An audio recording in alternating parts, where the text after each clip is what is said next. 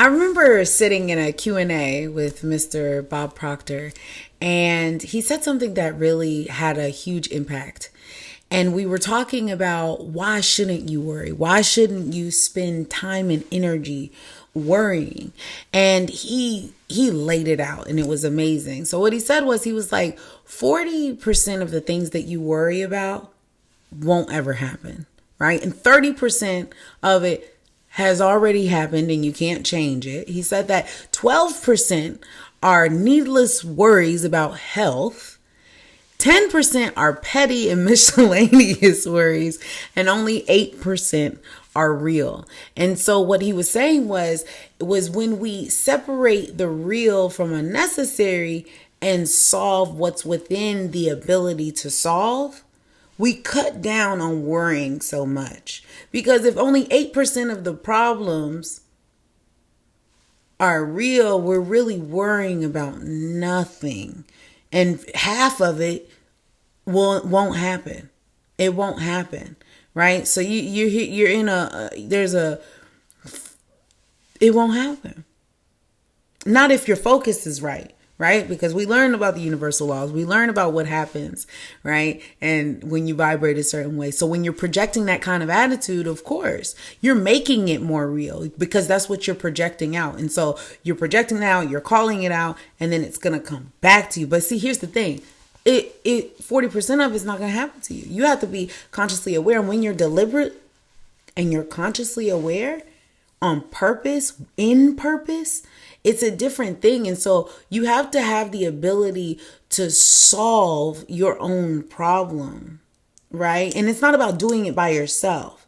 You don't have to do it by yourself to still do it for yourself, right? So you don't have to do it by yourself, but it's doing it for yourself. So you have to separate the real from the unnecessary. What does that mean? What is it that's being worried about? And is this a real concern? But that concern, that worrying, is what's really getting you in a certain position that you really don't even necessarily need to be in. So just keep pushing and keep working hard, because at the end of the day, you got to do what you got to do, baby. And the thing is that 92% of the average person's worries are just unnecessary. 92% are unnecessary, and only 8% matter. So it's just you're causing yourself mental anguish and wasting your time and stressing about things that really don't matter. Okay, it really doesn't matter at the time. And why, Khadijah, you're being insensitive? Am I being insensitive? I don't think so. I don't think I'm being insensitive at all. I'm sorry. I'm over here looking down and stuff, but I don't think I'm being insensitive at all. You know why? Because sometimes we have to get in the mode where we push ourselves to the next level. We have to stop being mediocre. We have to stop saying, oh, I want this. Oh, I want this change. I want this change. Do you want this change?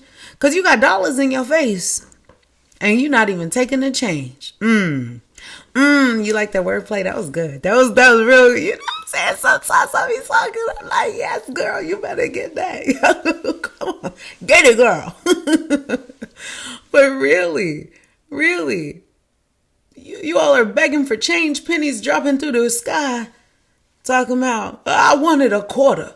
You have to be grateful for what you have in order for more to be added on to you.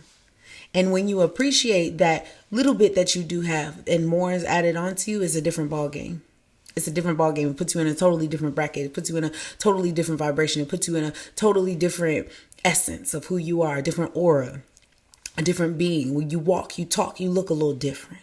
And when you walk and you talk and you look a little different, and then you get yourself together, yeah, you come off a little bit different, right? People think, oh my gosh, this person, I love, one of my favorite things is when people judge you, right? Because they don't necessarily know who you are, but it's a great opportunity for you to really see a person's true colors and to see who they really are.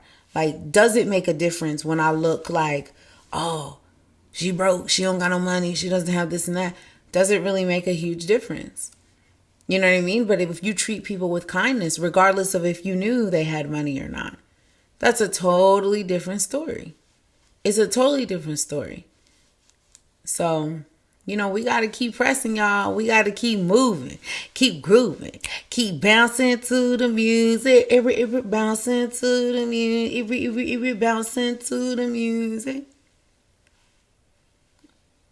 It's a DJ Tou Tou. Peace.